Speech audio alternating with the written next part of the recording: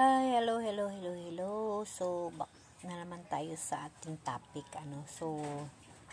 thank you sa mga nanood ng previous video natin, So, last natin na video, sabi ko nga, pag-aralan ko kung ano yung intolerance, kung anong ibig sabihin nun. So, yun na nga, dahil mahilig nga tayo mag-search, so ang sagot sa akin, intolerance refers to an adverse reaction or sensitivity to a particular substance, food, or situation. In the context of food, intolerance often means the body has difficulty digesting or processing certain ingredients, leading to uncomfortable symptoms. So,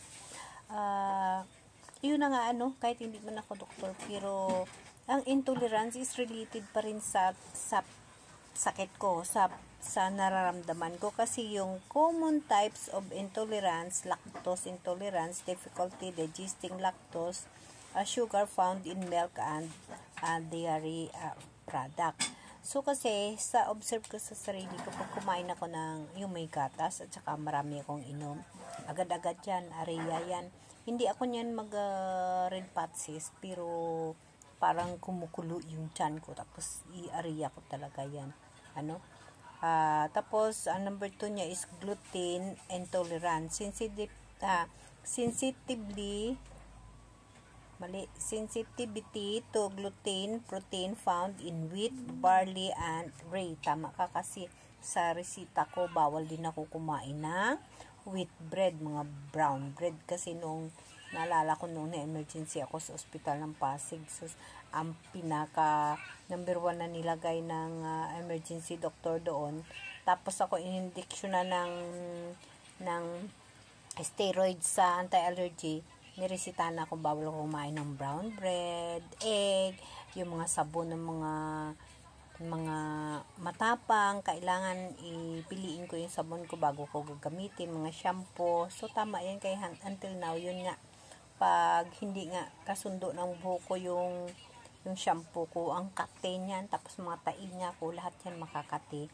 Tapos yun nga yung symptoms ng intolerance: bloating, gas, abdominal pain, diarrhea, nausea, headache. Yung sa akin ay diarrhea, tapos yung sumasakit yung tiyan mo, i-areya ko yun. Pagka ma-areya ko, after that, wala na rin, nawawala din siya. Tapos yung mga difference, yung mga key difference ng intolerance is different from an allergy. So, difference daw siya. So, kasi ang case ko is allergy sa pagkain, which involve an immune system. So, allergy ako sa pagkain, pero involved siya, na-include pa rin siya sa immune system, na kung saan yun yung finding sa akin na positive tayo sa immune system, yung kinakalaban natin yung sarili. So, ibig sabihin, ang intolerance nga, dito pa rin, nabilang pa rin sa sakit natin, na immune system. So, kasi nakalagay siya ang diferensya lang, intolerance is different from an allergy, which involve, naka-involve pa rin siya, an immune system. Response intolerance typically cause milder symptoms but can still significantly impact daily life. Tama ka dyan. So, yun na nga. Kailangan ko yung intolerance na yan. Kailangan talaga yung mag-ingat sa pagkain, So, if you suspect you have an intolerance, so siyempre, consult nga ako sa professional doctor ko, kaya na-diagnose ako ng immune system. So, ngayon, yung tinatawag na casein, C-A-S-E-I-N, yung casein, kasi napag-alaman ko, nabasa ko rin sa libro na binabasa ko lagi, yung food folklore, yung Tales and Truth About What We Eat, sa libro na yan, nabasa ko rin kasi dito yung term na casein na yung casein. So, gusto ko yun, isi-search kung ano ba yung casein na yun.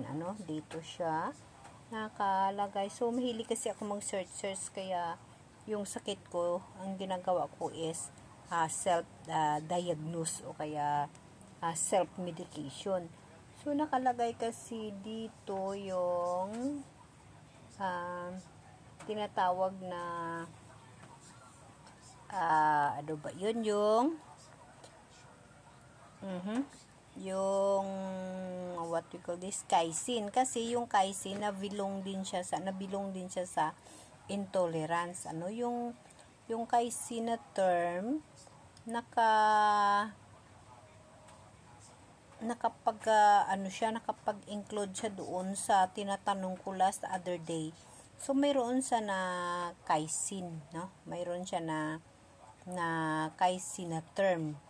So sabi ko, ano ba yung casein, ano? So ang casein, dahil tinanong ko, ano ba yung casein? Kaya hindi ko naman naintindihan yung tinatawag na casein. Ano ba yung nagiging bahagi sa katawan? Kaya tinanong ko siya muna, what is casein, ano? Casein, ano mag-pronounce yun? Hindi naman ako doktor, kaya hindi ako at saka mango din ako sa mga pronunciation na yan, ano? Casein is a type of protein found in milk and dairy product. It's a major component of milk protein, making up about 80% of the protein content. Yun daw yun.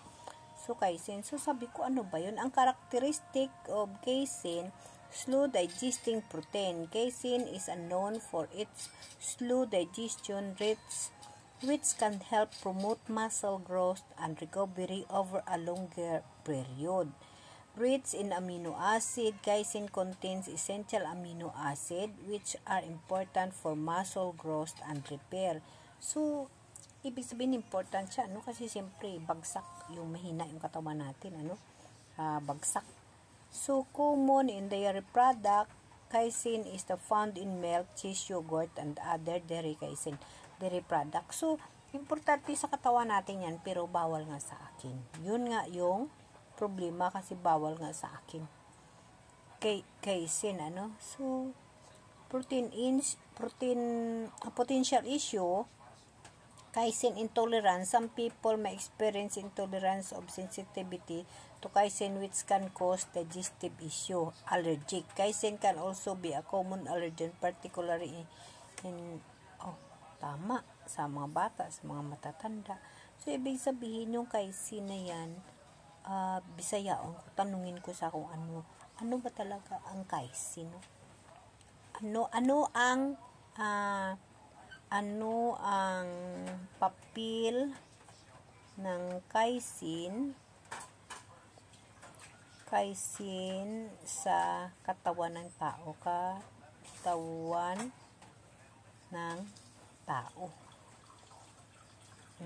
So, yun na itanong ko kasi hindi ko lubos na intindihan. Ayan, sabat.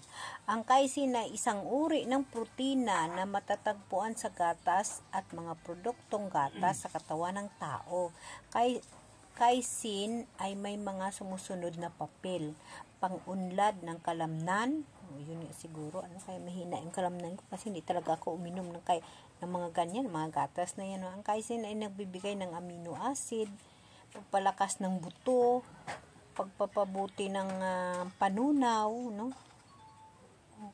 Suplemento sa pagkain. Ang casein ay ginagamit bilang suplemento na pagkain upang makatulong sa pag-unlad ng kalamnan. Yun nga. Dahil sa gatas yan makukuha, kasama yun sa gatas yung casein na tinatawag, sila ng mga protina na yan ay hindi tayo pwede dyan. So, kaya mahina yung mga buto natin, ano? So, yun na. Matanda na tayo kaysa mahina talaga yung buto.